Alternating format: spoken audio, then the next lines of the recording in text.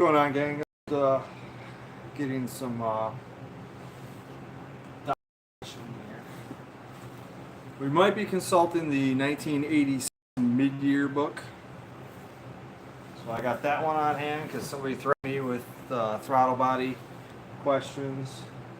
I have no idea what anyone's going to ask me today, so I figured I will give you a little bit of some my own BS, and then we can just answer questions throughout the day. So let's get this show on the road. Hello, viewer. It's 8 o'clock. It's 1 minute until we get started here. So let me just pound some coffee here because got a few things I want to talk about today. Not a terrible amount, but there's definitely some things that I've done that are game changers. So we'll let a few more people trickle in and then we'll get started. As everybody knows, I'm Devin. This is Pounding Rocks Truck Shop, and you guys like the setting in here? I think it worked out pretty cool. This is kind of the game room / automotive room, so I think it makes an excellent backdrop, and so I'm going to continue to shoot videos from here. All right, so welcome. I'm Devin. This is Pounding Rocks Truck Shop, and this is a question and answer session number 4. The first 3 have done pretty well. I think that the channel has actually benefited from this, so I'm going to keep on doing this for as long as I possibly can. I think that in the end, this will really kind of give the channel more of a personal feel than just technical stuff that I do all the time. So, or just updates on the trucks. So it's kind of cool that people can get in touch with me, ask me questions, and shoot me feedback, and actually see how, what's going on in my mind at any given time. So, but check this out.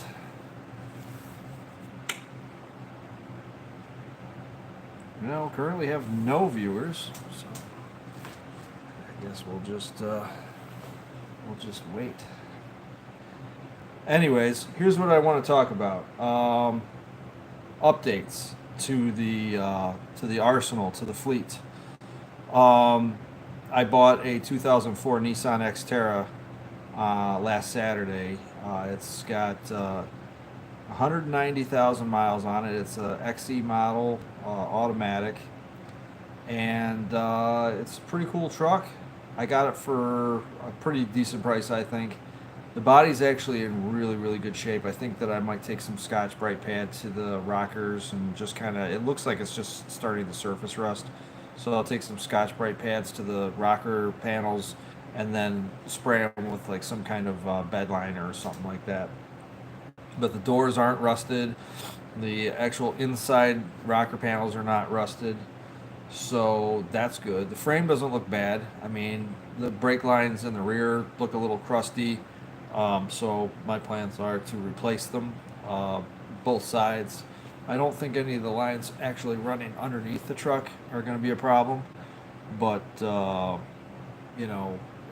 never know until you start breaking things loose. I could break one line loose and end up having to replace everything like I did on patches. Patches, I had to run a line all the way from the master cylinder all the way back to where the brake hose was.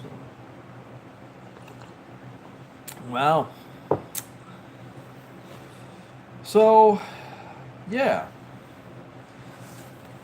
I'm not going to tell you what this is going on, but this is actually a pretty awesome acquisition that I just got less than an hour ago.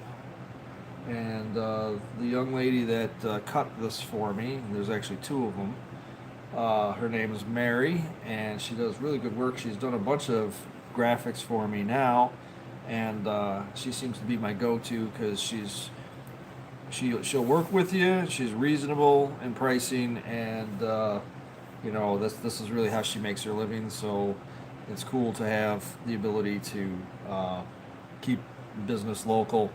This is actually going to allow the color of the vehicle to show through because it's open up in the center here. So I guess we'll find out. I'm not going to tell you which truck they're going on, but I'm pretty sure you guys can guess because it used to have a set of those on it at one point in time. Welcome, viewer. You're the first viewer. I was starting to get worried there a little bit that nobody was going to tune in tonight, and so I was getting a little, a little scared there that this wasn't going to work out here. Well, I don't know. All right. Well, I'll just carry on. And Mary also did.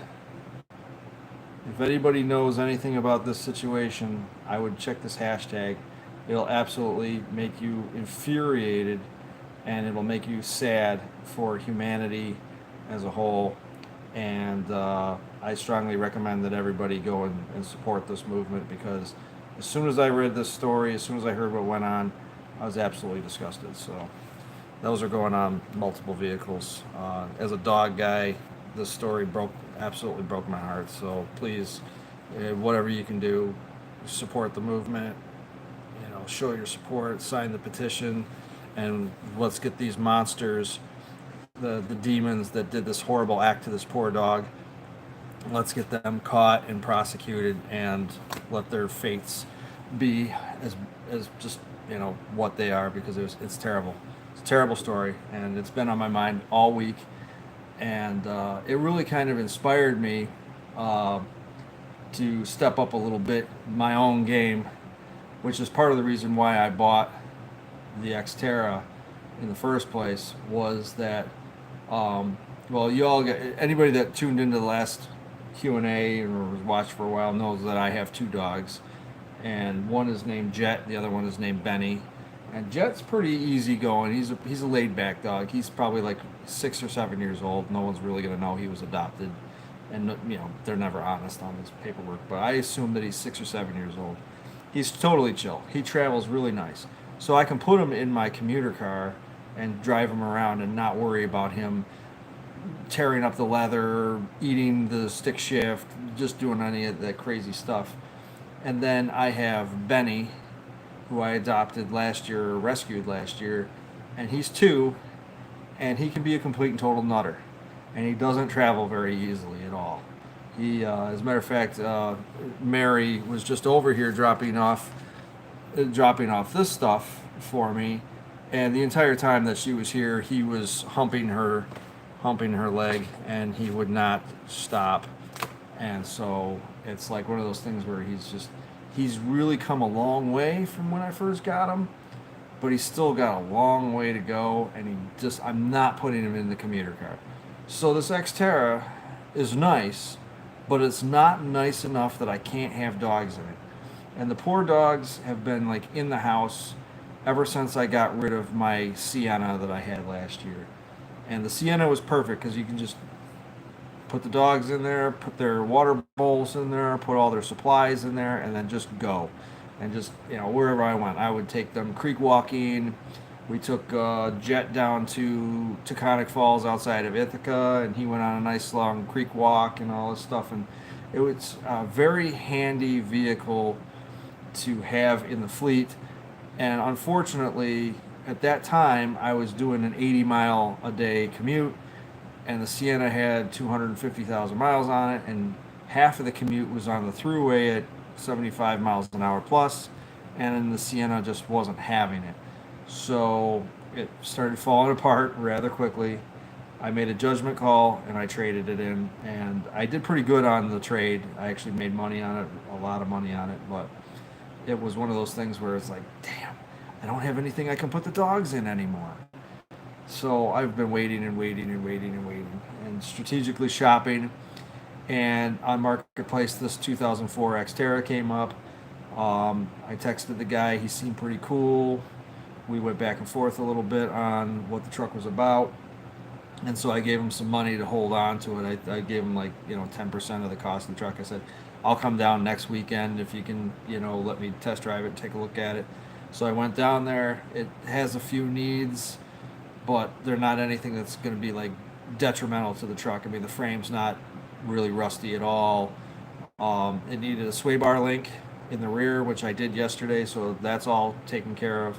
It needs the brake lines across the rear axle. I've already got the copper nickel line coming from Amazon. That should be here sometime in the next couple days.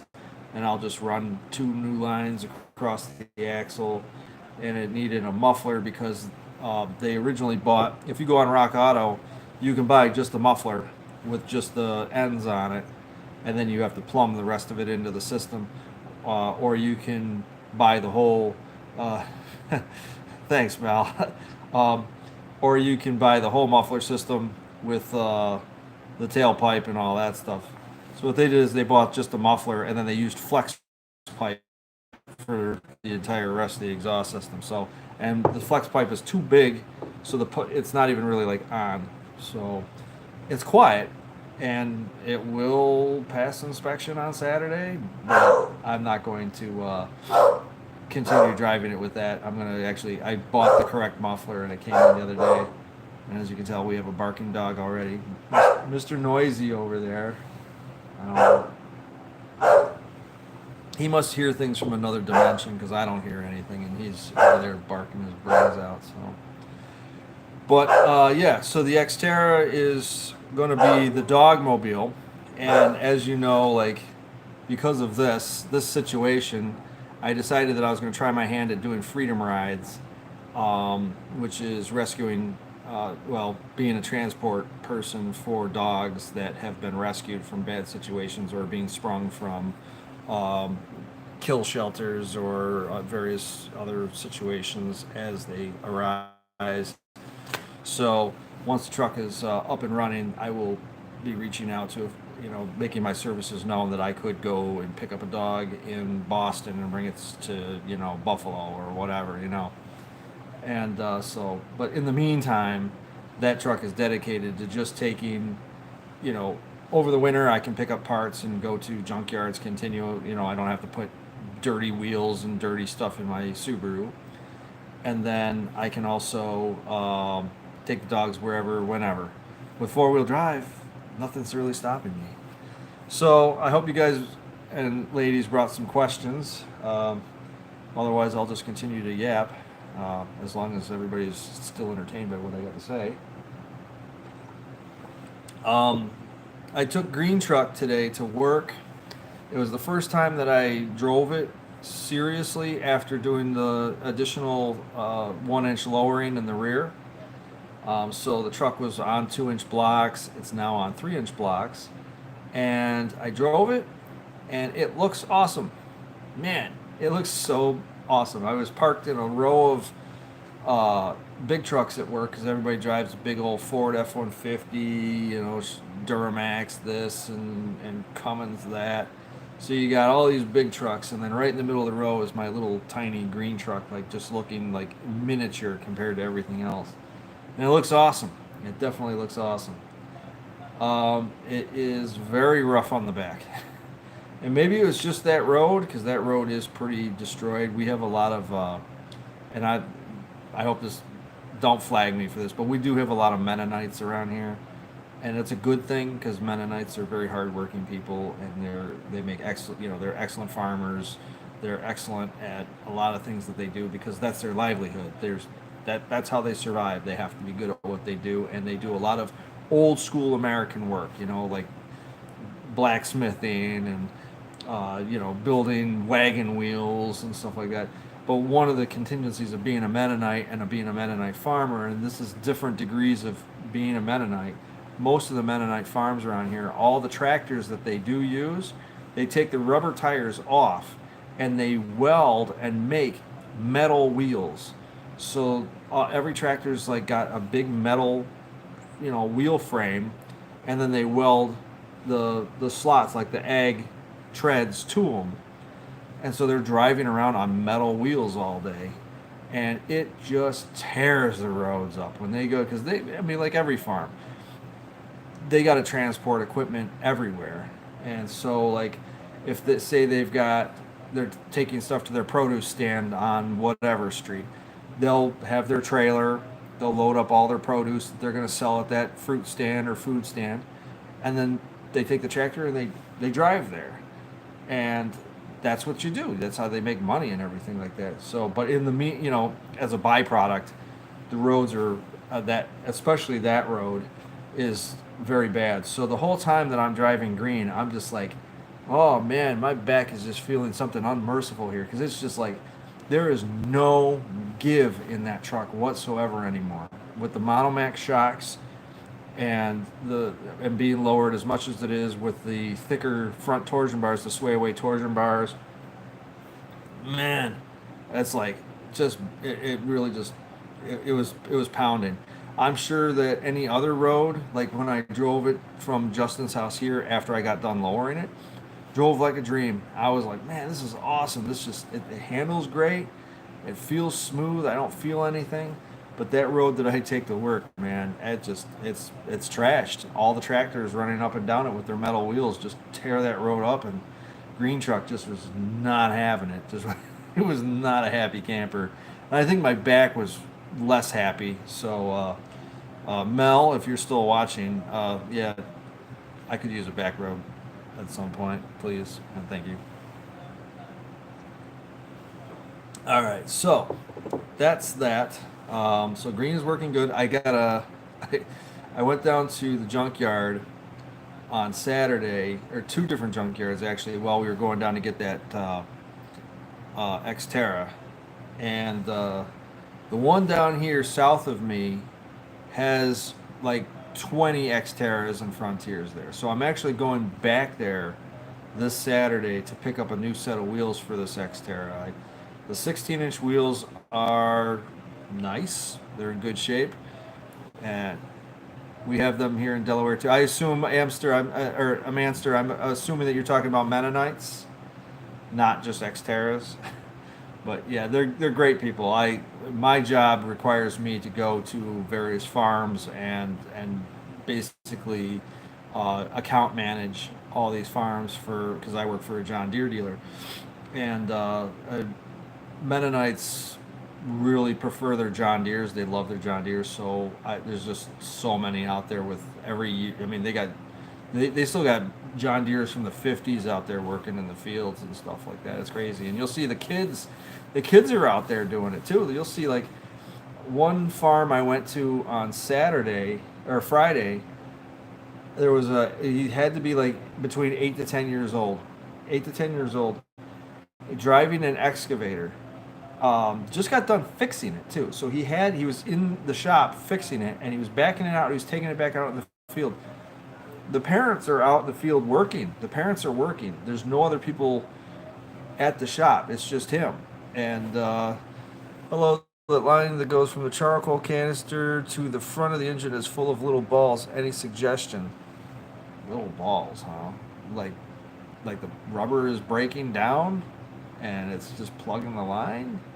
Because I know that one of the canister lines actually has a reducer, like a little metal reducer that's inside the hose, and you would never know about it unless you cut the hose at the right spot. But little balls, I would assume that the hose is breaking down. A master says, very friendly as well. My kids try to talk to them when they see them in the stores. They are very friendly. They wave to everybody that when you're driving down the road and everything. So it's like, I don't know. I moved out here into the country probably back in it was 2008. They look like little charcoal balls. Your charcoal canisters probably coming to pieces.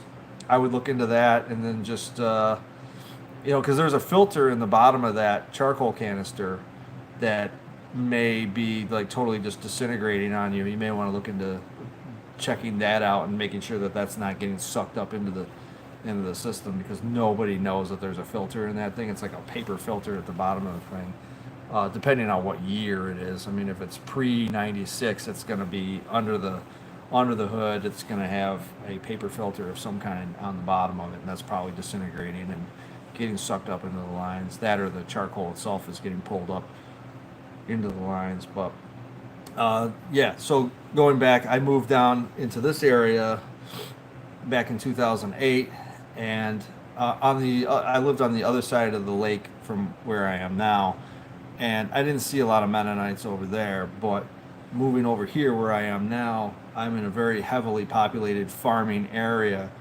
which is perfect for my job because that's what I do. I go from farm to farm. So it works out extremely well. but it feels like I've just been transported back in time. And I really love that. I love that feeling of like, if you're standing on certain roads at certain times of the day or certain times of the year, you can stand there and you can look at a barn that's off in the distance and there's no other structures around. You're just looking at it. And you know that barn was built back in the 1800s. And you, if there's no cars in your field of view and there's no modern stuff in the field of view and you're just looking at that barn, that Mennonite barn out there, it's like you're looking live into the past. You know, it says 5 miles of the pavement here. I'm not sure. What do you mean, Brent? 5 miles of the pavement? I guess I'm a little lost on that one. Give me some backstory on that. Maybe I'm just not having enough coffee or something that I'm not following. But yeah, so it's like looking into a live version of old America, and it's just so cool. It's really cool because you'll see the clothes hanging on the clotheslines, all that stuff. The kids running, wearing wearing their outfits and everything, running around playing, like soccer or whatever, some game, and they're not on their phones or anything like that. What's going on, San Diego? It's awesome. That's pretty cool. The sun's probably still up in San Diego. It's dark here now. So, but yeah, that's what's beautiful about this particular area. And the funny thing about I can tell you a funny Mennonite story that involved an SR20 DET.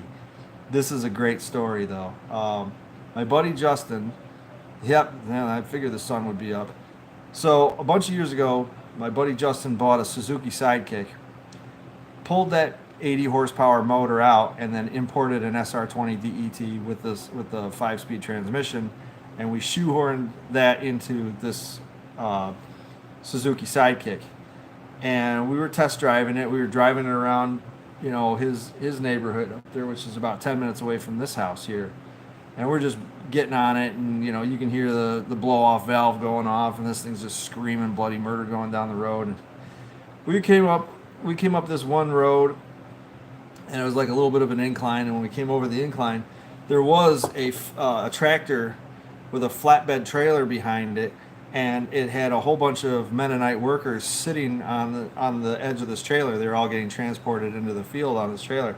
As we were coming up to go past this trailer, one of the Mennonites got up and just ran right over to the edge of the trailer. It was like, just gave us a huge thumbs up.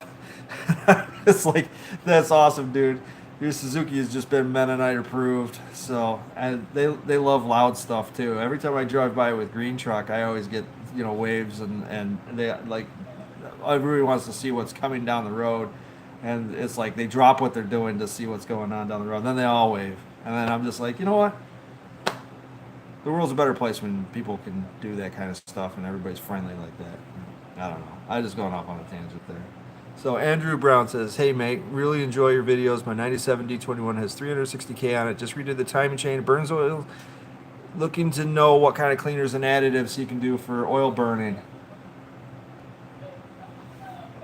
Oil burning, I find with the KA motor is generally probably going to be your valve seals.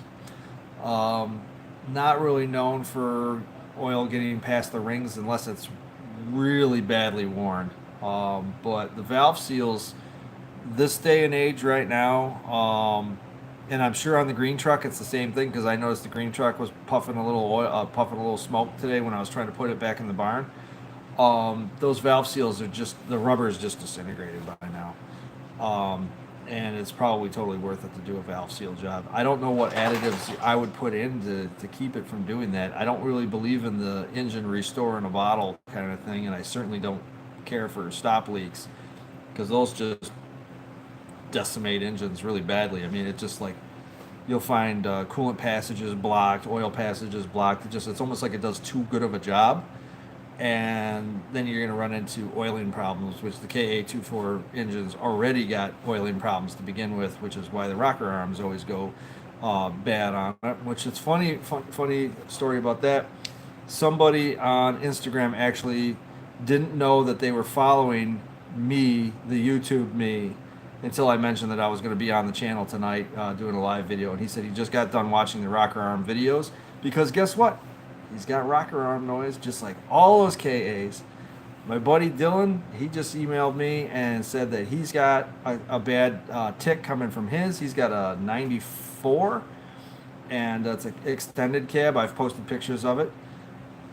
And Brent Goff says, I live so far in the sticks that you can hear banjos in the valley, no cell. And clicking away. Yeah, Andrew says he's clicking away. Yep, that's what they do, man. Those KA engines are just, they'll last, but they all have the same chronic problem. They're all of its oiling problems. So, and they also could be like the clicking problem can also be an exhaust manifold gasket problem as well, which is a little bit of escaping air coming right from your exhaust manifold gasket. It'll sound exactly the same. But for what you can do, before I would pull the manifold off and put the gaskets on, I would just pull the valve cover off, and each one of those rocker arms, you're supposed to only have like a millimeter or less of play when you put your hand on it and really just ream on it. If you can put your hand on the rocker arm and you can really move it like 2-3 millimeters and you can hear clink clink clink, that's a bad rocker arm right there. They should be nice and solid, and you should really like be honking on it to try and get it to make any kind of clicking noises like that. That's where I would start by checking that. If all those test out good, then I might suspect an exhaust manifold gasket leak. That would be my next. That would be the cheaper choice, because you could just pop the manifold off, put the new gaskets on, slap it on there, and go. So, but yeah, that's just a chronic KA problem that I think everybody's running into. So I told my buddy Dylan, he's ordering rocker arms. He probably, I don't know if he's actually done it or not, but he said he was going to. So we're gonna bring his truck into Justin's shop one of these weekends and just pull the rails. I usually spray the rails down with brake clean to try and get all the crud out, because it accumulates at the end of each rail, and then the rocker arms get starved. You can see where it gets starved because it just starts sludging up in there, and next thing you know, if you look at the rail and look at the bottom side of the rail, you'll see more metal wore off the bottom of the rail than the top of the rail, and it'll actually have a little bit of color, discoloring to it, and that's just because the lack of oil that the rocker arms are getting. So, yeah, KA engines, gotta love them. I still believe that Nissan should have put an SR20 in that truck. Would have solved so many problems, and it would have been a way more. They could have gotten away with way more configurations of the 4-cylinder truck if they had used the KA or used the SR engine instead. So, all right. So, next question. Otherwise, I'm just going to continue telling stories. We're about to have a dog bark. Just warning you. Benny is currently sitting here looking at me. He looks like, remember the movie Ghostbusters, the first Ghostbusters, where the two dogs, the two lizard-like dogs from the top of the building, when they come alive with the lightning bolts and everything? Benny currently is laying on his blanket that he likes to chew, and he looks exactly like one of those dogs from Ghostbusters. Benny, I'm trying to do a live video here, dude. Anyways, okay. So the next order of business, I guess, is... Oh, we got a comment here. I just had a MagnaFlow muffler put on my 8700 by VG30i. Okay, here's buddy. 2.5 inches is a fine size for that. I don't see a problem with that. Everybody thinks that back pressure. What's the difference between beer nuts and deer nuts? Don't even get me started on those nuts jokes, because I'll start telling jokes that'll get us, like, that'll get you banned. Don't even. I can't even do it. 2.5 inch is perfectly fine. I think that everybody's so worried that an engine has to have the back pressure to work, and it's not so much about saving the valves. It's so much more about scavenging free suction. So if there's a little bit of back pressure, it actually will cause one cylinder to draw the exhaust out of another and to speed up the exhaust process. But it's not really intended to like cool the valves or do anything like that. So the solution to low back pressure is to just do headers and have a low restriction exhaust. I mean, that's the whole thing, is that the engine is an air pump, and if you're going to have the engine spin up faster and have more power, it has to be able to suck air in easier, and it has to be able to expel that air faster as well, because that's the whole process. The faster it can do that and the more efficient that it can do that, it'll be fine. Now, I still have the cast iron exhaust manifold on green truck, which is highly not efficient at all. So I'm actually suffering as a result of that. But if you put headers on, equal length headers, and then have a 2.5-inch exhaust, the engine will have no problem there. Josh Connor says, what throttle body are you using for the supercharger? If you're using a VG33ER, you're going to swap the wire harness. Those videos, or those comments fly by so quickly. The throttle body that I'm currently using on that truck is the original VG33ER throttle body. I know that that's going to be a problem, because the actual idle spot for that listing, for that sensor is different than what the VG30 engine is looking for. So there's probably going to be a off idle problem. It'll be something that I'm going to have to either adjust out, see if it can be tuned out, or I've seen people actually swap guts on the throttle position sensor to put the VG30 throttle position sensor on the VG33 throttle body itself. So that's probably going to be my future. So I just really need to just get that thing running. I just went to the welding shop around the corner, the welding supply shop around the corner, and this is Benny, by the way, and got pricing on 1/0 cable. So, and it's actually not that bad of a deal. I just got to measure how much I actually need, and then I can run the battery cables as I was planning, and then it's just a matter of some fine tuning, just some minor touch-up stuff that I need to do, and then it'll probably crank over and it'll probably run. I just got to get all the old gas out of the tank, and I have a Walbro 255 fuel pump that I want to drop in there, just so I'd rather have it run rich or slightly rich than totally lean, and then eventually we'll get some kind of tuning in there, or some kind of standalone system that will keep that thing running in good shape. But for right now, the miracle of actually getting it to start, that's the main goal and everything. So, but I do want to get it started over at Justin's house before I tow it here, just because I will be able to drive it around on his road without any plates on it, without being harassed, and it'll allow me to be able to get the temperature up and make sure everything's good. And then I'll bring it here for all the fine tuning stuff. And then Jesus says, with that 2.5-inch pipe, I do feel like I lost a little punch in my truck, but besides that, I feel like breathing well. Yeah, anything you do pipe-wise is gonna lower your torque. It's gonna make it so you're gonna end up getting more of a higher revving engine. All your power is gonna be in a higher band than it originally was. I guess you'd have to ask yourself the ultimate question. Do you want a truck that can pull? Header brands for KA, Pace Setter. That's a good one. Thorley, they make them. Those are the two that I'm aware of. Yeah, you'll have to ask yourself, what exactly are you trying to do with the truck? Are you trying to get a high horsepower or high revolution screaming engine? Somebody just said hi to you, buddy. Benny says hi.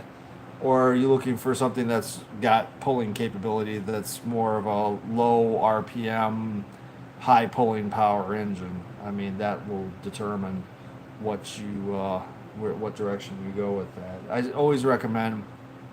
would recommend headers anyways.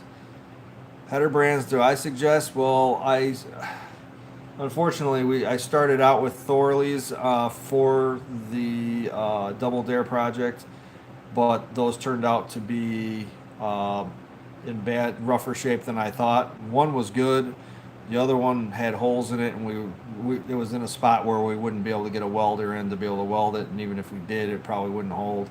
So I ended up with pace setters, and I on this channel a couple times I told you the whole spiel about me trying to get pace setter headers shipped to New York.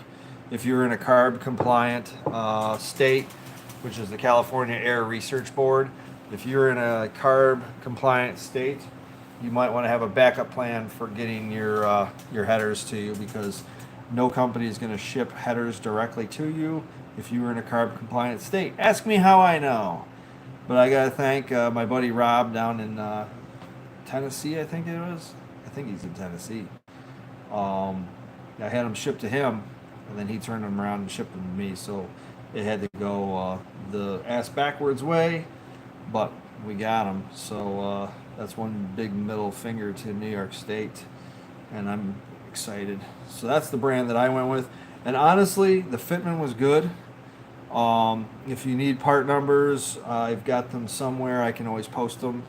And I would recommend using ARP bolts.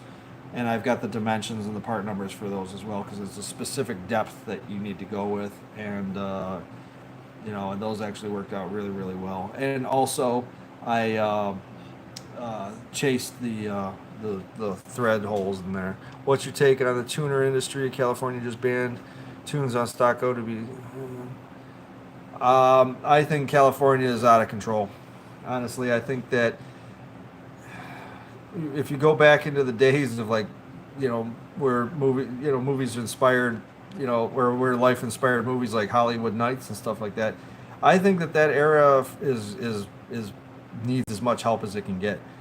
The problem that I see with all this is that it's just like it's micromanaging everybody's fun. Yeah, California sucks for great weather. Yeah, you got great weather, and you got a great rich history. I mean, that's really where the hot rod explosion started, was there, and it just kind of took off. And you see, as I said, you see movies like American Pie and Hollywood Nights, and you see all these badass cars and everybody having fun just driving around and stuff. And then somewhere right after 1965, I think they did the Clean Air Act, and then in 1974 they did the emissions thing where you had to have catalytic converters, and then they did the bumpers, and ever since then they've been just chipping away at everybody's ability to have fun in cars, and now the kids don't even care. It's gotten to the point where I'm seriously worried about the future of some of these classic cars, especially the less popular ones. I mean, everybody will still want a GTO. Everyone's always going to want a Chevelle. Everyone's going to always want a Corvette. Those are the names that everybody knows. But what about the crew cab cars, the four doors? What about the lesser known ones, the lesser horsepower ones, the ones that are always in the back of the show and not right up in the front of the show? I worry about those because the kids have no interest whatsoever.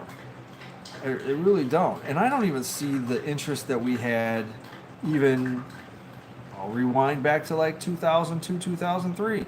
Everybody was creaming over an R32 and R33 Skyline. Even I wanted an R33 Skyline so bad. Told you, barking dogs. I'm just going to have to deal. I don't know. They see things from different dimensions, and I have no idea what they're looking at. Benny, yeah, he just drinking water and then decides to bark. Anyways, when Gran Turismo first came out, everybody was like, yeah, R33 Skyline, Supras, But those cars are so, they're so unobtainable now. They're all the cool cars are so unobtainable that the kids don't care anymore. They don't. They just want to sit on their phones. They want to do little dances for TikTok. And they just want to play whatever the Fortnite or whatever they're playing. And only a handful of kids, compared to what that was back in the day, even want to touch a car. And if they want to own a car, we had somebody here last Q&A said they wanted a Tesla Model 3. awesome. You know, they're not bad looking cars, but you can't do anything to them. I mean, you have to bring them to somebody. It really takes the fun out of working on your own stuff in the backyard. I mean, I kind of, you know, Benny's back. Yeah, careful, dude. So, I think you get a sense of pride by tuning your own stuff. By, you know, like say you had a two barrel. Josh P says, thanks for the videos. Aloha from Hawaii. Wow, we got a Hawaii resident here. Awesome. Welcome. Hawaii's another one that's having some issues with cars where they're trying to snuff out the car. But Hawaii has got one of the most amazing Datsun 620 collections I've ever seen. I don't know how they all ended up over there, dude. All right, you got to get down. All right, go lay down. But I'm just thrilled to see that the 620 is thriving and doing great in the Aloha state. So that makes me happy. But I just wish that they would make cars that you could actually fix again. I mean, I just, you know, back in the day when I was a tech, you would get a car, it would have a mechanical problem. If there was no like technical bulletin on it, or if you logged into say Nissan's technical service, you know, software or whatever, if there was nothing on it, you were now the person who had to figure it out.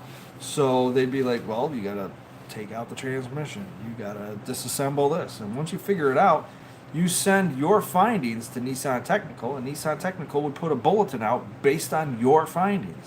Now it's the other way around. You, and I'm not saying every tech, but most that I see, are merely just the tools that technical department uses. They'll be like, you need to replace this, you need to do this, you need to do that, and they tell the tech what to do, and the tech just kind of does what he's told or what she's told. And then in the end, you don't even find out what was really wrong with the part because the company says, you know, like Kia or Nissan will be like, we're condemning the transmission, warranty the transmission, replace it. So the transmission comes out, goes in a box, goes back to the warranty department, never to be seen again. And you're just kind of like, well, what was really wrong with it? I mean, it would have been nice because if you can figure out what's wrong with it, you can kind of work your way to bulletproof it, you know, where the aftermarket might come in and build a more robust part to replace the failed part that was in that transmission. And thus you don't have to like replace the entire piece, you know, or the entire modular unit. You could just replace that part and that transmission could go right back into service again. And there wouldn't be that waste. And you don't even know. And then nothing comes out. It just says, if, you know, you get a bulletin that says, if this, that, or that. I mean, back in the day, I'll even show you here, because this is, here's Nissan's technical bulletins from 1996. This is the whole book of all the bulletins that came out that year. And it goes over, and it'll tell you everything that they found and why. It'll say service information. It'll say right here, like we'll use this page right here, this Quest horn here. It'll say service information. If the horn intermittently chirps or beeps, the incident may be caused by the smart entrance control unit. A countermeasure control unit has been developed to resolve this incident. But they're telling you what's wrong with it. They're not just like, you know, it came in for this, just put this on it and send them on their way or whatever. I said, here's another one. This is a perfect example right here of, and I'm not this is not to help you guys diagnose. This is just an example of how much more thorough things were back then in terms of the user and the technician knowing what was going on. It says right here, if there is an incident of no cooling and the AC system is found to be low or out of refrigerant, the high-low charge side port Schrader valves may be the source of the leak, and then follow the procedure to determine if the Schrader valves are the problem. Well, guess what? You can go out and buy Schrader valves. Nowadays, they'd be like, well, just pull out this whole pipe and send it back to us. We're going to diagnose it, and you'll never know exactly what the problem was. You'll just know that you had to replace that part, and every time a car comes in and complains about that, you might as well just get one of those parts ready because that's what you're going to need. And I'm like, it really takes... It takes a lot of the human element out of the repair process and turns it into a robotic technician. You go do this, and then when you're done, tell me what your findings are, and I will tell you what your next step is supposed to be. I mean, what did they do back in the 40s and 50s? They'd be like, well, this thing broke, and so we took it out and we welded it, and as a matter of fact, I took it over to the machine shop and had to make one that was like thicker or whatever. You know, this is a countermeasure part, and we put it on there, and you shouldn't have this problem again. That was more, when the techs ran the show and everything. Back in the day, if my starter or alternator quit working and you disassemble and put new brushes, yes, Tracy says, and I was getting to that that's my biggest gripe right now, starter and alternators. Blows me away, and AC compressors. Blows me away that every single one of them is now considered new. There's no core, so you sell them the new alternator. They say, well, what is there a core on the old one? And my reply is always, nope, no core. You can scrap it and have a pizza party. So now a known good shell that could have been rebuilt 100 times is now in the scrap pile being crushed. And now we have a shortage of materials, so I bet we're kind of smacking ourselves for not rebuilding these things, because now we can't get any of the bits to rebuild them. When I was in the trucking industry, some of those old school 75-pound Ace or Delco Remy starter motors the cases themselves had been in service since like the 1950s. Some of the shells, and all they did was pull it apart. And have you watched Once Upon a Time in Hollywood? There's a sweet pity in it, 16 at the end.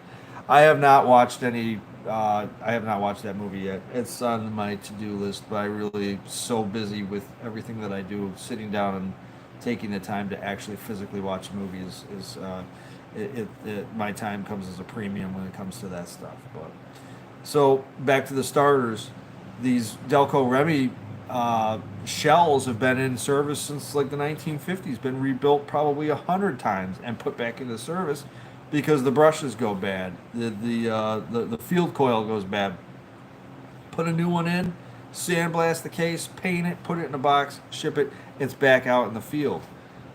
These new trucks are using like Lease Neville gear reduction starters, and they're brand spanking new. They have no core. They cost $500 to $1,000. Some of them cost even more than that, but they cost a ridiculous amount of money. And then the customer gets nothing back for a core, and then the original starter just gets scrapped. You're like, where's the intelligence in that? And we're sitting here worried about global warming, but we got a backlog of all this, all this crap that we're not rebuilding. So, and hence the automotive industry has to suffer because it's the car's fault. It's the car owner's fault. And California will say, you can't modify your car anymore. You can't do this. You can't do that. And it's like, well, that's not solving the problem. You still got waste. You're still replacing 3/4 of the car for a simple part. They could have been just replace this hose or replace this terminal or replace this valve. And it could have been the problem that solved the car. But they don't want to do that. They just want to throw an entire car out there. And I don't even know why they do that. The Sailor Boy. Oh, Sailor Boy. I remember you. Anyways, yeah. So they throw the whole car out. Here's the other thing. Why would you want to do a new car? There's no profit in new cars. The only profit is in SUVs, and that's probably why they're pushing SUVs so much. But with the cutthroat nature of the how everybody now knows what all the dealers pay for stuff, and there's no profit margin in that. And I don't know why you would want to just force people out of their cars and force them in the new ones if there's no profit, because it's so cutthroat. So, but I'm not a marketing engineer or into new cars anyway, so whatever. So anyways, that's about it there. Any other questions? I was waiting for the TBI question to show up. I got this baby sitting right here. I dusted it off. I almost waxed it, but I didn't get around to doing that. But this would answer some Z24i and VG30i questions. And then of course we have this one seems to be my go-to. As you can see, she's falling apart here. So um, this one has definitely gotten some mileage out of it. But if we need to consult this one, we got this one plus many more behind it. What's a good replacement engine for what? For is it a 4-cylinder or is it a 6-cylinder? I mean, are you trying to modify it or are you trying to go back to stock? Because if it's got a KA in it and you want to replace the engine, I would just put a KA in it, and plug it in, and just drive it. Unless you're trying to go like LS or something, which I can't give you any advice on LS swaps. I don't have any information. Never done one myself, so I couldn't tell you. But yeah, stock for 92 D21. Still, which one? 6-cylinder or 4-cylinder? They came with both. I mean, I guess if it's got the VG30E in it for a 92, I would just stick with the VG30. You could do what some people have done, which is pull out all the fuel injection and sensors and everything, and drop a a VG33 block in there, and then just hook all the VG30 stuff in there onto the 33 block, and have a 3.3 in there that's still powered by a VG30 computer. 4-cylinder, I would just go with the KA if you're going to stay stock. Because that's what they had. It's be the easiest thing. Anything else, and you're just going to be ripping the whole wire harness out of that truck. And I guarantee you, you're not going to have fun with that, because the wire harness goes all the way from the headlights to the taillights. It's all one piece. I have a video showing a Pathfinder harness stretched out on the ground. That's the harness that I ended up putting in the Double Dare truck, and it's all one piece. The only thing that's removable from there's two pieces that are removable from the main harness, and that is the transmission harness if it's an automatic, and it's the engine harness. Just catching up on your videos, great stuff. You say you'd never own an auto, man. Well, I would never do a manual to auto swap again. Yep. That's very true. And ironically, I just bought an automatic. That Xterra is an automatic. So I feel like I'm playing the lottery every time I go to drive it, I guess. I mean, it doesn't seem like it's bad. It seems to shift fine. If it decides to blow up, I'm just going to put another auto in it. I'm not even going to try. I could do it. It's the easiest part was actually making it manual. The worst part was taking the auto out, especially since the one that I did was a column shift. So all the additional linkage that was underneath there and everything was just so tightly packed. There was just like no room to get your hands in there at all.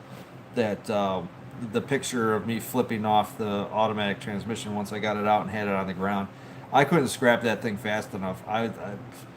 It's just like Nissan just threw everything plus the kitchen sink into that truck, and it weighed a ton. I mean, I could not believe how much that transmission weighed when it came out. I was like, I couldn't pick it up. Like a manual transmission, you can just pick up and you can walk around with it and set down. Maybe not a 4-wheel drive manual transmission with the transfer case attached, but a regular 4-cylinder, 2-wheel drive transmission, easy. 4-cylinder 2-wheel drive automatic transmission, you might want to put a cup on before you try lifting that, because otherwise they're going to be sewing your nuts back in. Because I couldn't believe that. I just dragged it. So all I did was drag it, and I think I used the 2-wheel dolly to get it up into the back of the truck, so it could so I could scrap it. But yeah, I won't do it again. Just because I don't think anytime I look at a hard body on Marketplace now, I always automatically, the first thing I look for is auto. And if it is auto, I just go right by it. I'm not interested at all. And I'm always on the hunt for. There's two Nissan trucks that I'm always on the hunt for that I want.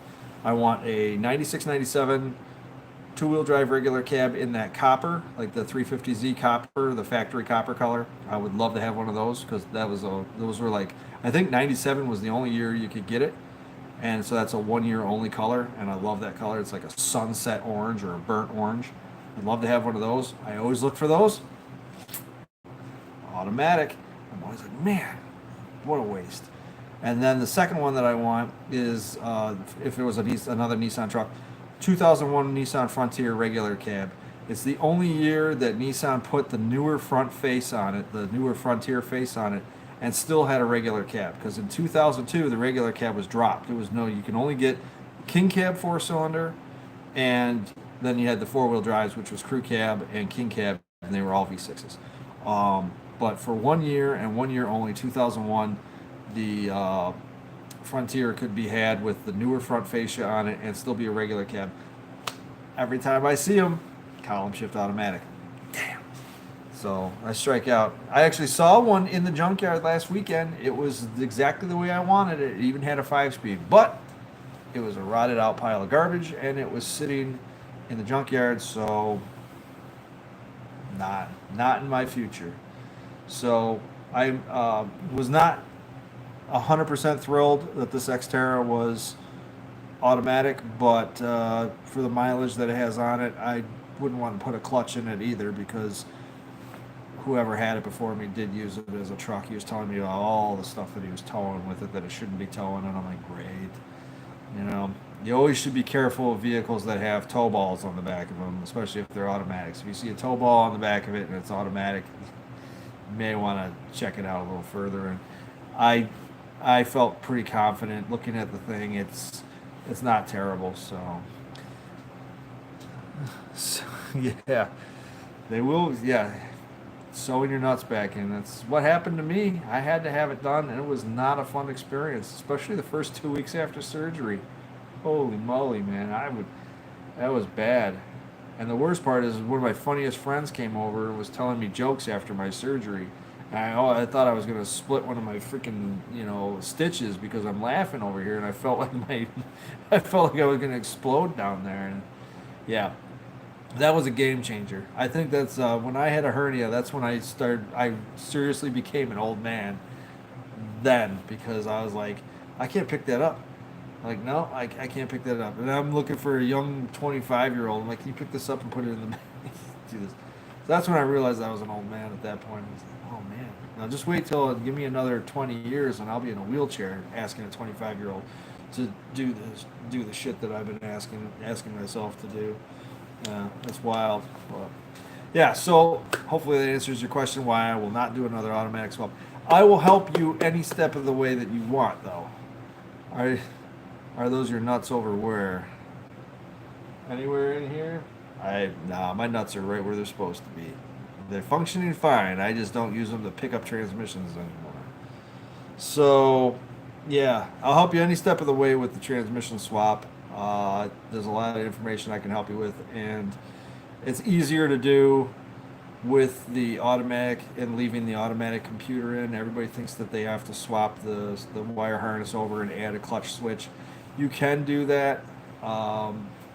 It's actually safer to do it that way, because then it won't take off on you. It won't start in gear and take off on you. But then you have to do what I say. You have to pull the headlight harness out. You have to take the whole harness out from the front to the rear and put the automatic harness back in. And I'll tell you, that's just not something that I feel like doing again. That's the worst part of a body swap too. I think the harness was the worst part. When I did the Pathfinder body swap, the harness was just a huge pain in the ass. And I still haven't finished sorting the whole thing out. Half the harness is sitting underneath the driver's seat, and I got to clean that up and get rid of.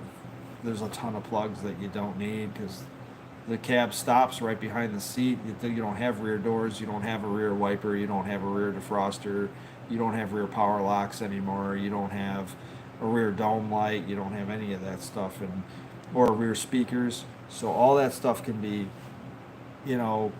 cut out of the harness.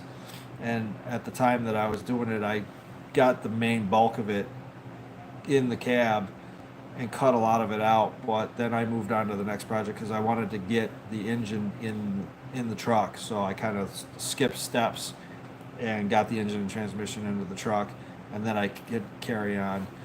I'm not even going to attempt to read that comment. I wish it would translate. I appreciate you being here. Hopefully when I go back and look at some of these comments again that are fading away too fast, that I can translate that. And I can only hope that it was just telling me how wonderful and awesome I am. But I accept criticisms too. So, but I appreciate you stopping in. I couldn't. YouTube didn't translate that for me, so I apologize. On behalf of YouTube.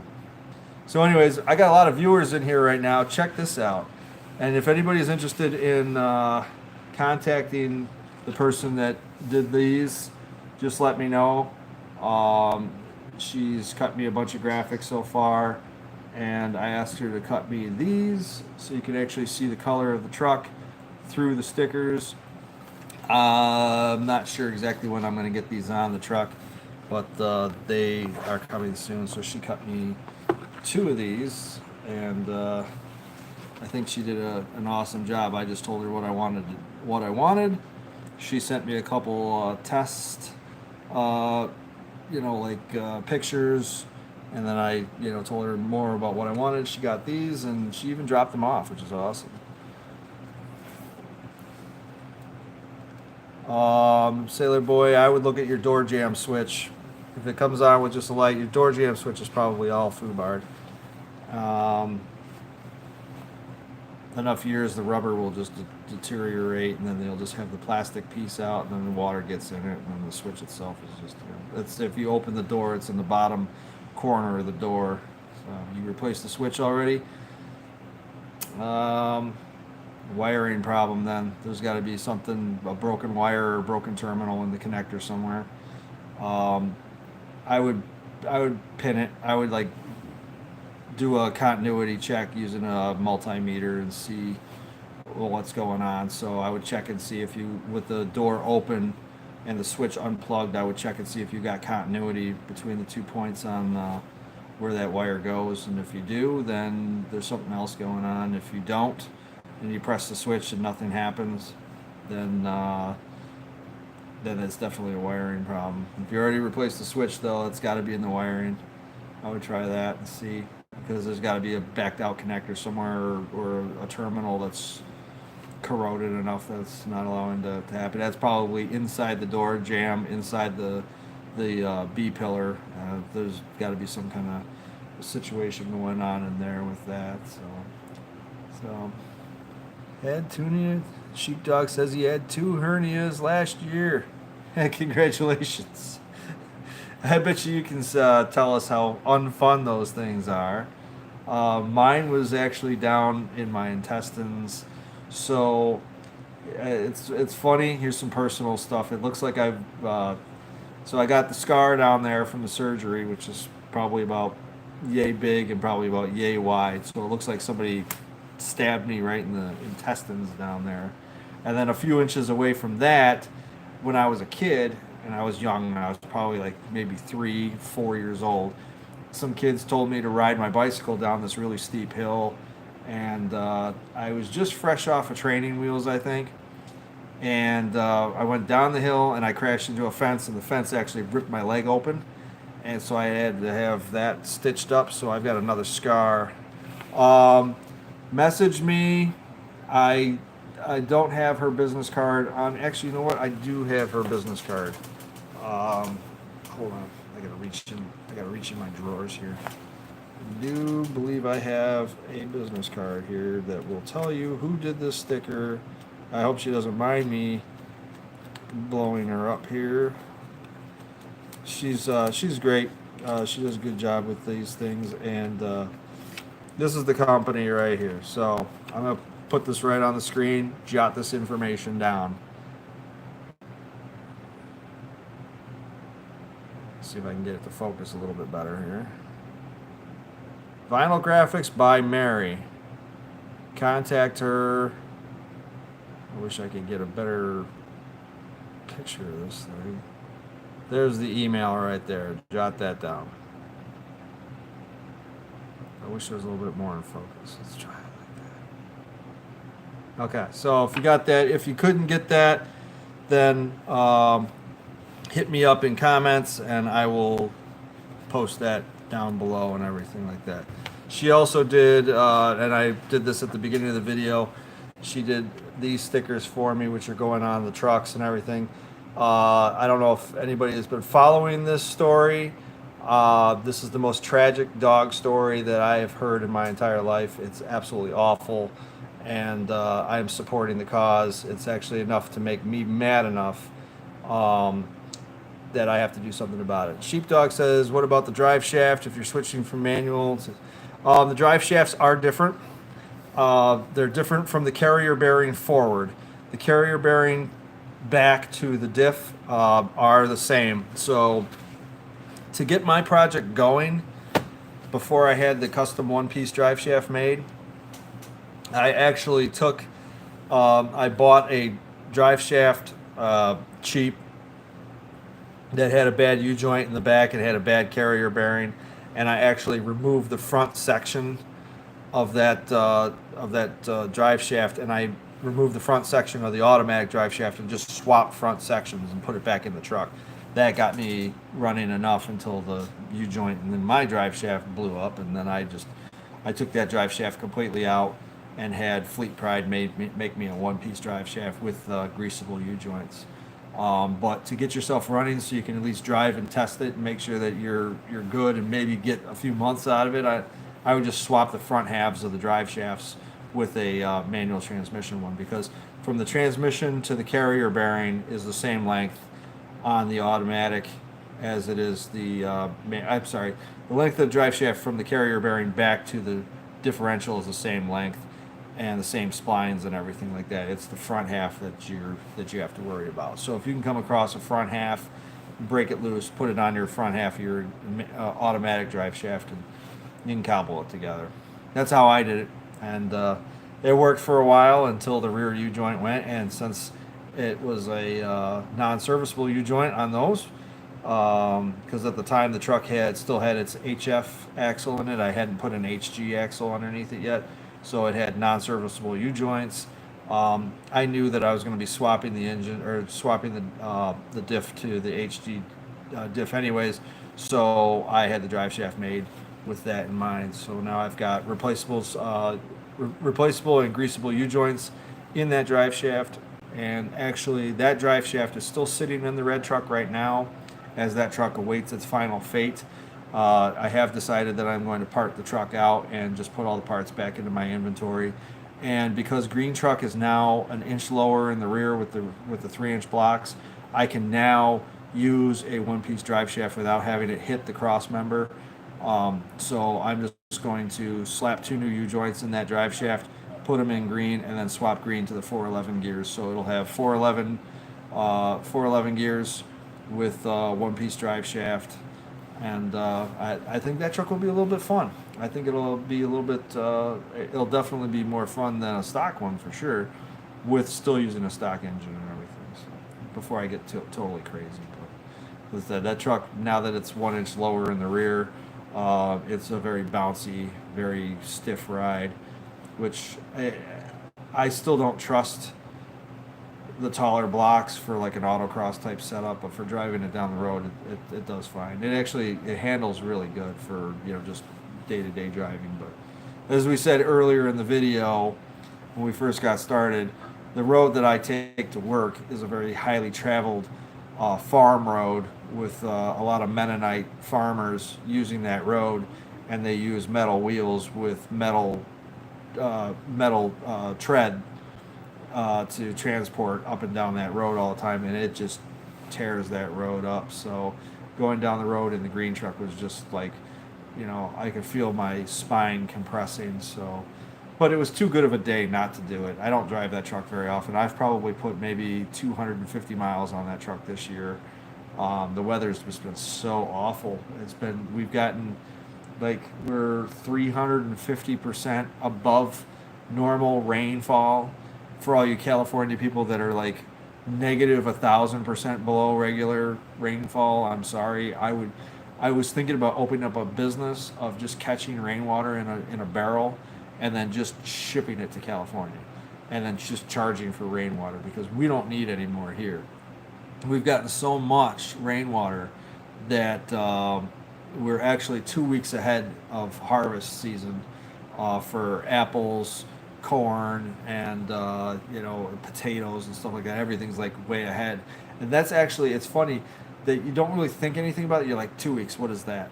It's going to be a big problem because a lot of these farms here use a program with, you know, Mexican migrant workers, and they come up through a special program here and they work.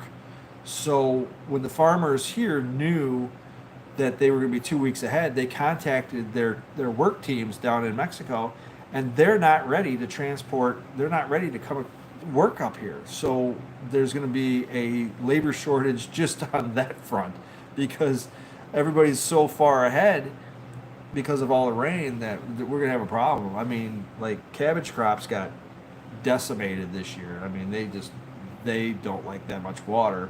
So I'm driving around just looking at fields and fields of dead cabbage everywhere just because they're just so water soaked, and irrigation is just so overwhelmed right now. It's just like we had a great start to the year. May was perfect for planting, and then we had enough rain to be able to get things going.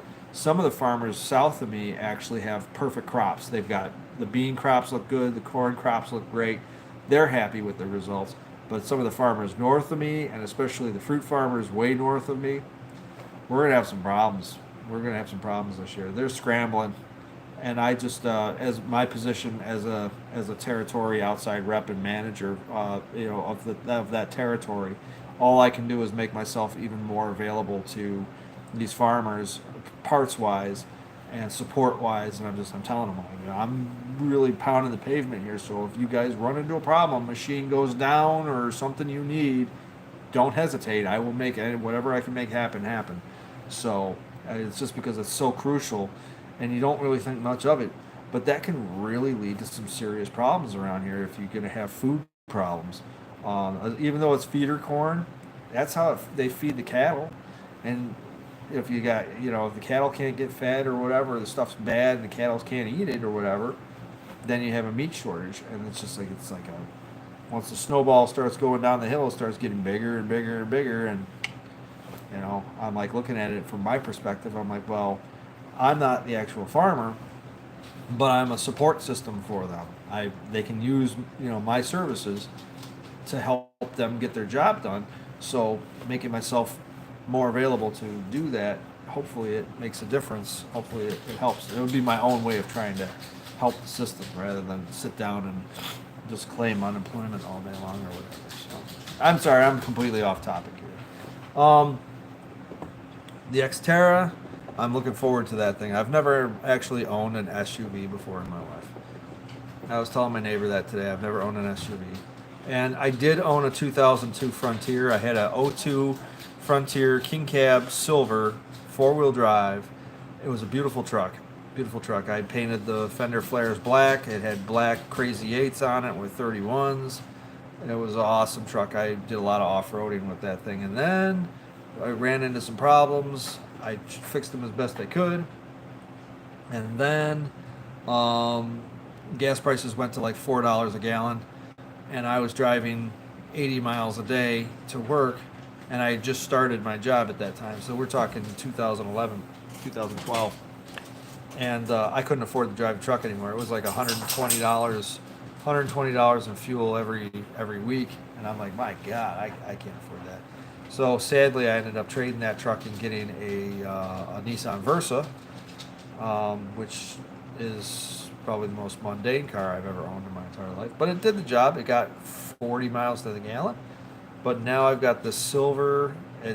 It's almost like when I get in it, this Xterra, it's because the interior is exactly the same as the Frontier. All the switches and everything are exactly the same. It's like I didn't lose any time. I just slipped right into it. I was like, oh, I remember how this thing was. It's laid out exactly the same. Sounds the same, drives the same steering wheel, even the same color. So it's just basically a Frontier with a cap on it at this point for me. And it's very handy. And for the dogs, it's going to be extremely handy because not only can they both go in there and slobber and whatever else they do, burp and fart and play with toys and rip the interior up, but with it being 4-wheel drive, I can take them places in wintertime and not worry about where I'm actually going. But the plan now is to just get down to the junkyard Saturday, grab these. You guys probably have seen them, the charcoal like 6-spoke or 8-spoke wheels that they came with. The Frontiers came with them. I don't think the Xterras ever came with these wheels, but the charcoal ones, the factory, and they were 15s. I think they're 15 by 8s. They might be 15 by 7s. I know they're not any bigger than 15 by 8s. So I'm grabbing a set of those, and then that red Pathfinder that I scrapped, cut up and scrapped a few years ago, that had brand new BF Goodrich 31s. Still had the little tits on them and everything. So I saved those tires, and I'm going to put them on this Xterra. So I'll have the charcoal 15-inch 8-spoke wheels factory with the BF Goodrich tires on it. I think it'll be a nice look. It'll have a nice off-road look to it and everything. And the only things I've done so far is I ordered the muffler, which Amazon says that the muffler that I ordered fits, and I don't think it's going to, but they say it does because they are confusing different year Xterras. You never would have thought that an 01, 02 Xterra exhaust system would be different than an 03 and an 04, but apparently it is. They are different. So this one may work. I'll give it a shot, but I doubt it. And then the rear sway bar link, that one on the passenger side had popped off and was wore out, so I ended up replacing that with a new aftermarket unit, a greasable aftermarket unit. So that's handled, and then brake lines. Again, I already told you guys about brake lines. But yeah, then from there, I'm just gonna deck it out and make it look the part without making it look like it lives in a trailer. 370,000 miles on my 97, my friend. Suggested 2050, right or wrong? Oh, I found that when I was using 1540, the oil pump was actually didn't last very long. The green truck, when I was autocrossing it, I was using 1540 Rotella T, and it had a brand new oil pump in it, and I had the Nismo oil pressure adjustment springs in that pump. So I had it so the pump was running consistently 75 pounds of pressure on it all the time. And then one day I fired the truck up, and it sounded like I thought the engine was gone. It sounded like it was knocking. I was like, my God, this sounds terrible. And then I looked at my oil pressure gauge. I got a VDO gauge right on the speedometer cluster, or right on the steering column cover. I have it right there, and it was reading like 15 pounds at like 3,500 RPM. So I was like, that's not good. So I took the new pump out and put the original pump back in, and it brought the oil pressure back up to the proper 50, 60 pounds that it's supposed to be. And then, when you're driving it down the road, when it's cold, it's about almost 70 pounds of pressure. So I think that the 1540 actually, and I went back to 530. I'm using 530 again. I think that the 1540 actually sludged my engine up, because when I pulled the rocker arms off, I couldn't believe how filthy it was inside that engine. When I first bought that truck back in 08 and I did the timing chain, one of the things that I noticed was like how clean it was inside that engine. I was like, man, this engine doesn't look wore at all. It's like all the metal is nice and shiny. There's no discoloration or anything. And so when I pulled the valve cover off that time to do the rocker arms, I noticed the discoloration, and then when I pulled the rocker arm shafts out and started spraying them out, I just noticed all this crap coming out of them. So I was like, yeah, I think that the oil had a lot to do with it, because I don't use additives. I don't stick anything else in there. I'm not using, AMSOIL, or I'm not using any of that stuff, any of those oil stabilizers or anything. I didn't really do that. So, yeah, I think that a thicker oil, maybe, but I didn't have good luck with it. So 530. I still have a little chain rattle. Well, I did the chain back in 08. It's now 2021. Chain probably needs to be replaced. Rylan says, so the state I'm in doesn't have emissions, so I'm planning to do some emission deletes on the low force cylinders, try to gain some mileage and advice for doing so. You want to gain mileage, so you want to get better miles per gallon. Taller tires. taller rear tires. That'll get your RPMs down a little bit. I mean, you might be revving it a little higher, but to between shifts because it's going to have a little trouble, moving those tires. But you know, normally if you're like, you know, 3,200 RPMs at 70 miles an hour, taller tires could bring you down to 3,000, 2,800, 2,900. That way. I mean, my work rig, it's two-wheel drive and have a smaller lift and taller, bigger tires. Yeah, taller tires would probably be the way to go. I wouldn't go 31s. I had 31s on my two-wheel drive red truck, and it couldn't handle them. You never got into fifth gear. I'd be in fourth, and fourth gear would be like overdrive. So if I put it in fifth, it would just bog down so bad. So, but when I had 275 60s in the rear, it still had 370 gears back there, so it was 275 60s with 370 gears. It actually did pretty good. It actually didn't do too bad. I actually could use fifth gear. It handled nice, and that truck always got good gas mileage. Even with the 437 gears in the back, it actually did pretty good on gas mileage. Even though it was screaming bloody murder and had a top speed of 60 miles an hour, it still got good mileage and everything, I thought. So, but taller tires would probably be the way to do it, and I don't know, lighten the truck up as much as you can. Rotational mass has a lot to do with it. So if you go with a lighter aluminum wheel, the truck will have less of a hard time getting it to spin it up to speed. I've I shy away from like those black D window wheels. I've got a set of 16s, and I've got a set of 16s with rubber band tires on them. I think they're like 40 series tires. I got those sitting around, and those are the heaviest wheels I've ever felt.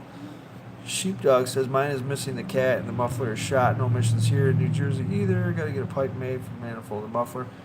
That's what I did. I manifold the muffler. It's basically I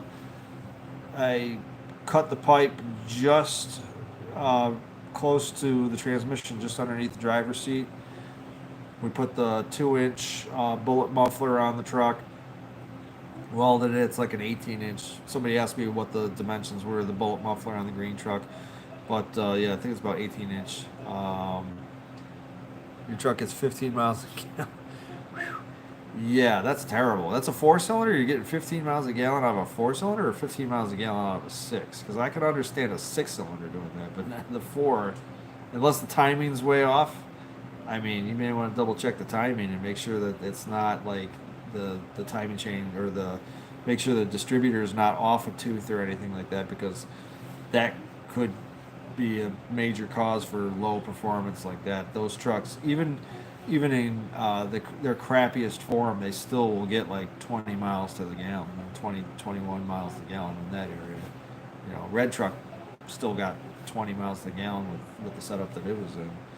Oh, I just lost my train of thought. Oh yeah, the exhaust. The 2-inch by 18 bullet muffler, and then I had an exhaust shop up in Rochester, New York, do a mandrel bend. There's a video on it. I show it to you. There's the Autocross Hardbodies exhaust system where I crawl underneath it and show you guys the pipe and everything, which is held up amazing, by the way. That was put on in 2015.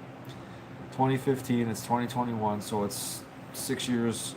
The exhaust is 6 years old now, and it still doesn't have any rust on it, and it still sounds good. It's my taste has changed, so if I did it again, I wouldn't do it with a bullet muffler.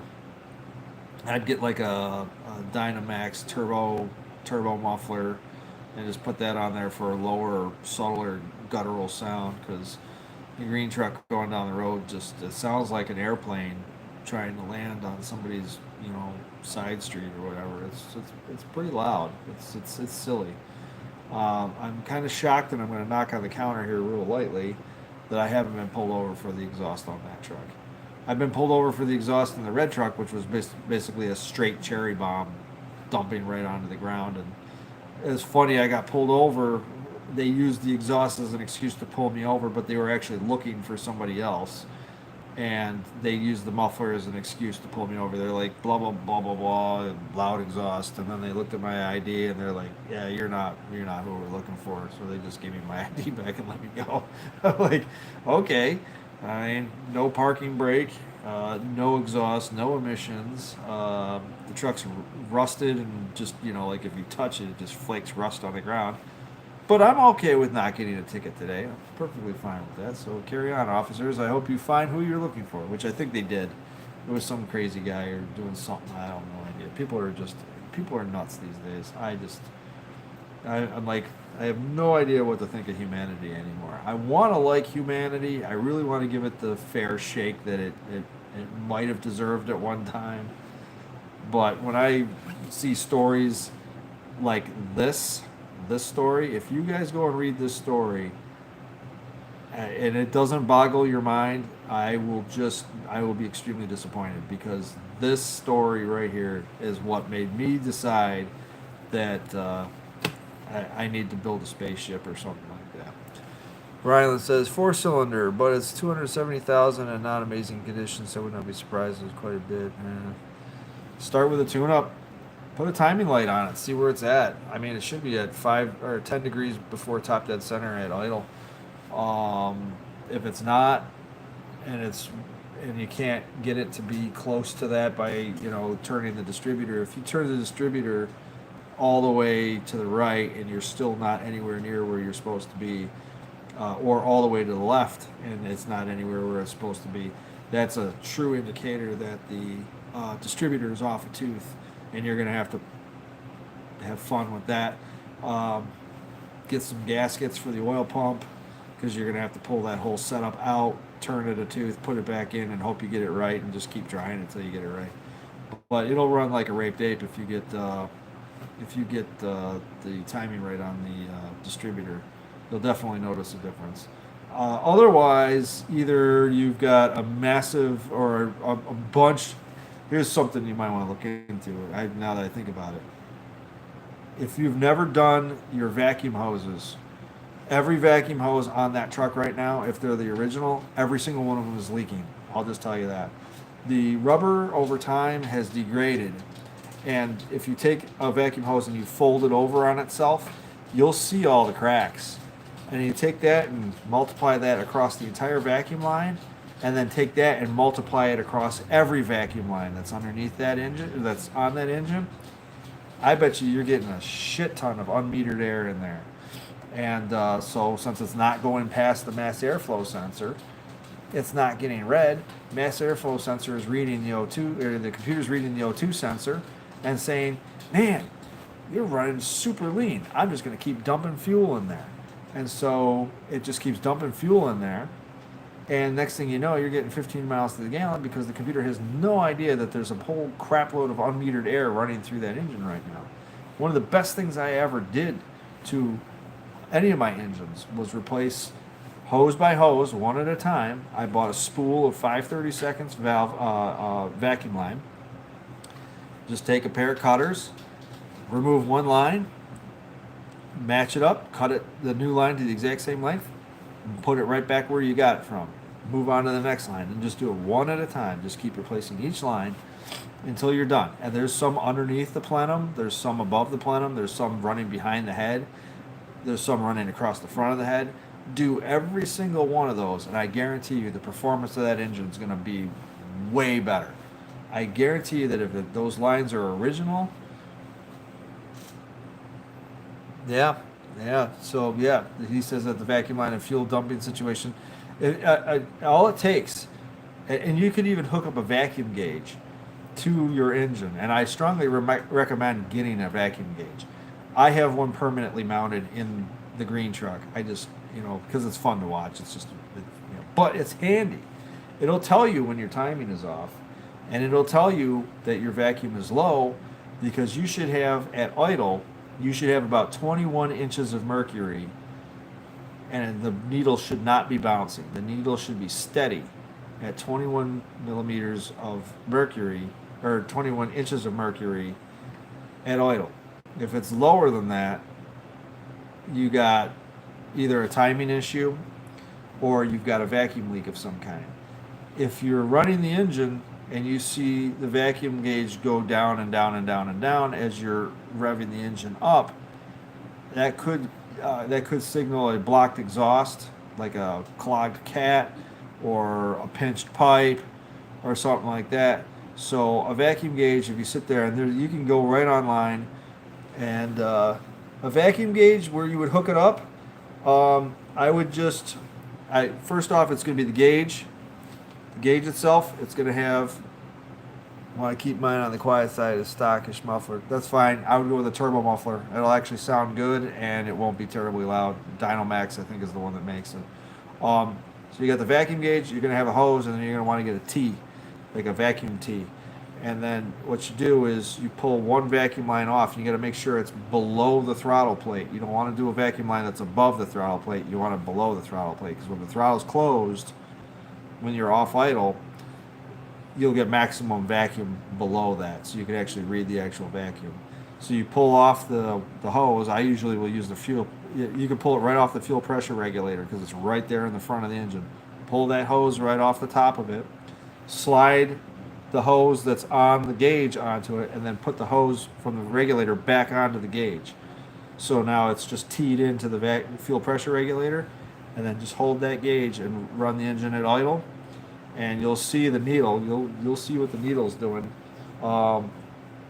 And then, you can reach underneath the air cleaner and rev the engine up a few times because the throttle linkage is right there underneath the cleaner. And you can see the gauge should drop down and then come back up. And then if you run it off idle, and just hold it off idle, it should come right back up to 21 inches of mercury again. If it's low, or it's bouncing, or the higher you rev it, the lower it goes, those will all indicate that you have problems, that there's some kind of problem. But I can guarantee you that the vacuum hoses, if they've never been replaced, vacuum hoses are definitely cracked, and they're all adding up to one giant vacuum leak. Each one's got a tiny leak, but when you add them all together, it's one giant vacuum leak. And I learned this the hard way by replacing every single one on both engines that I had at the time, and the difference that it made was amazing. It ran so much better.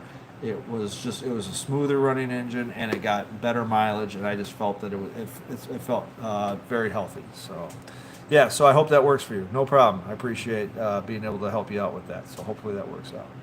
All right, guys, it is 9:30 at night Eastern Standard Time, and Benny is over here nomming on his favorite blankie and making little crying noises. He's telling me that he wants me to get off the YouTubes and go hang out with him, which I think that I'm going to oblige him with. It's just something that he does. He's a strange bird.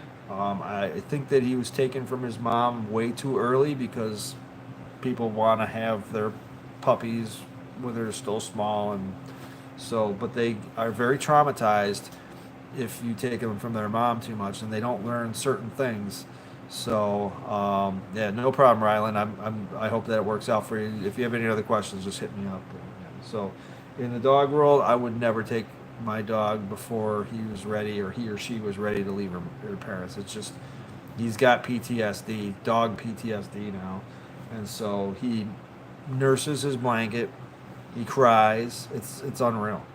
And he has certain behavioral issues that we're trying to work through that his mom probably would have taught him if she had the chance to do it. But then again, everybody wants to, have their puppies when they're still small. So, all right.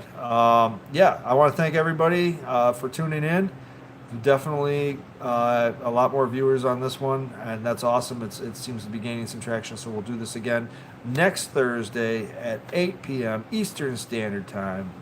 Pounding Rocks Truck Shop.